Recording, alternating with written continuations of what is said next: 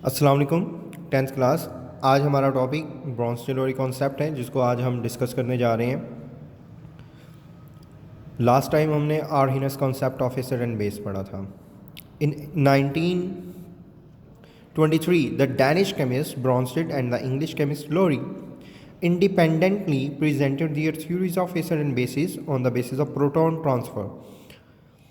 ये concept proton transfer की बुनियाद पर है, जिसमें दो एटम्स के दरमियान में प्रोटॉन्स की शेयरिंग होती है, जिसमें से एक एटम प्रोटॉन ट्रांसफ़र करता है और दूसरा एटम प्रोटॉन को एक्सेप्ट करता है।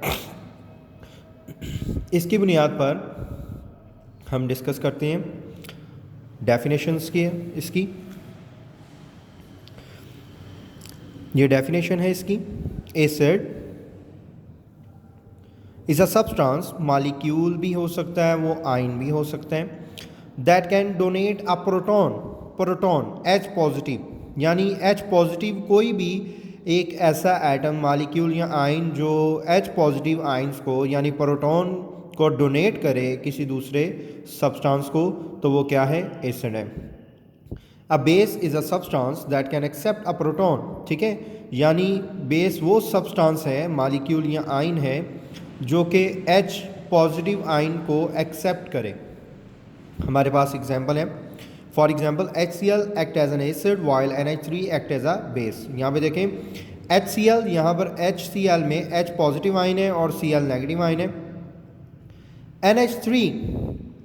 NH3 इस H आयन्स को एक्सेप्ट करके क्या बन जाएगा? NH4 पॉजिटिव आयन, जो कि कोऑर्डिनेट कोवलेंट बॉन्ड बनता है इसके दरमियान में, और Cl आयन जो है वो सेपरेट हो जाएगा। तो इसने क्या किया? प्रोटॉन को एक्सेप्ट किया, तो हम कह सकते हैं NH3 एक बेस है। तो HCl जिसने प्रोटॉन डोनेट किए, तो हम इस कॉन्सेप्ट के अकॉर्डिंग कह सकते हैं कि ये एक एसिड है। Similarly when HCl dissolve in water, जब पानी में हल हो तो act as an acid and H2O as a base.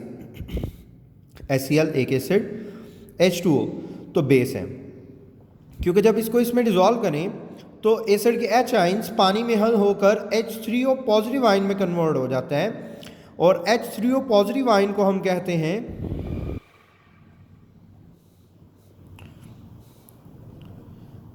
Hydronium ion.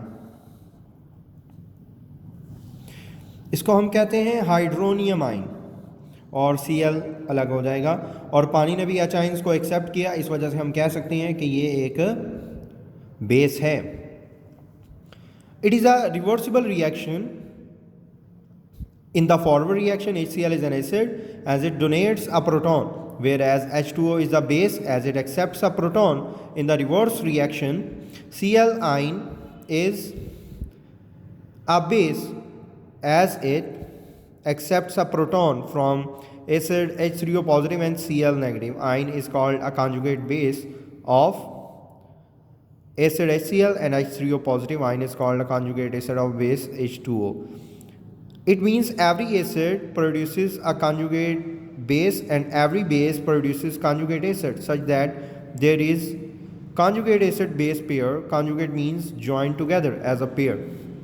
So ये conjugate acid और conjugate base की definitions हैं यहाँ से यहाँ तक। A conjugate acid is a species formed by accepting a proton by a base. A conjugate base is a species formed by donating a proton by an acid.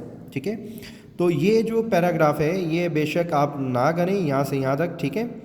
तो यहाँ पर definition है एम्फोटेरिक की। इसमें एम्फोटेरिक क्या होते हैं? Amphoteric ऐसे सब्सटेंस हैं जो एसिड के साथ एज अ बेस और बेस के साथ एज अ एसिड रिएक्ट करें तो एम्फोटेरिक कंपाउंड कहलाती हैं। जिस तरह से यहाँ पे देखें, पानी क्या कर रहा है? H आइंस प्रोवाइड कर रहा है किसको? NH3 को, और ये बन गया NH4। जबकि यहाँ पर देखें H2O ने एक्सेप्ट किया था, पानी ने H आइन एक्सेप्ट किया, यानी पानी बेस था यहाँ पर, और यहाँ पर एज अ एसिड रिएक्ट कर रहा है।